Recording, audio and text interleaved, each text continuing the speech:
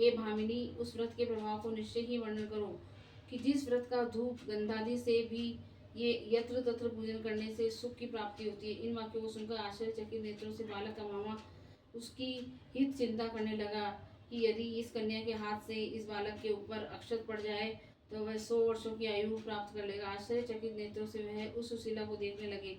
सुशीला के घर की ओर प्रस्थान करने पर उन्होंने भी उसका अनुसरण किया। वह गौरांगी अपने घर में प्रविष्ट हुई तथा उन दोनों व्यक्तियों ने उसके घर के निकट ही एक अच्छे जलाशय के किनारे सुंदर स्थान में डेरा डाला। विवाह का समय प्राप्त जान सुशीला ने के पिता हरि ने अपनी कन्या के विवाह के लिए चेष्टा आरंभ की तथा हर नामक वर के साथ उसका संबंध करना निश्चित किया।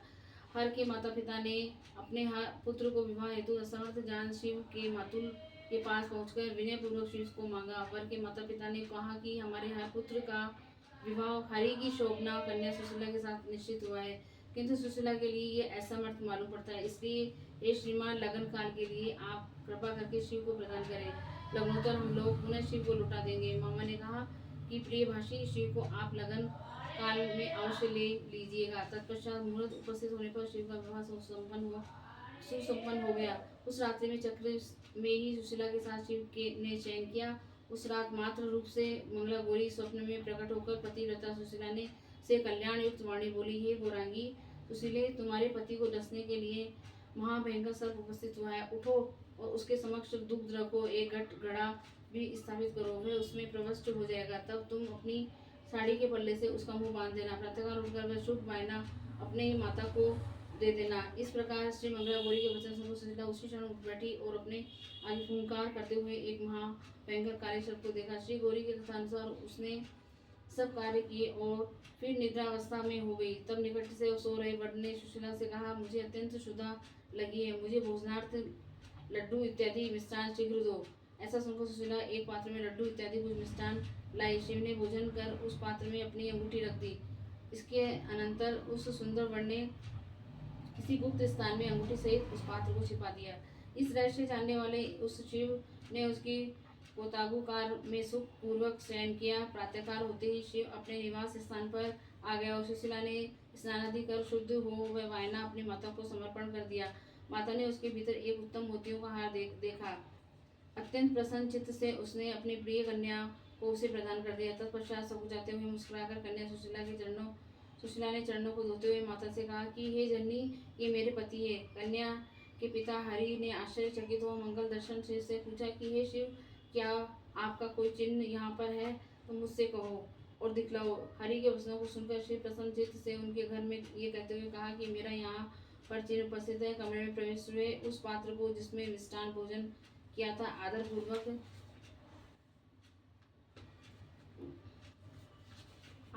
शिव ने लाकर दिखला दिया।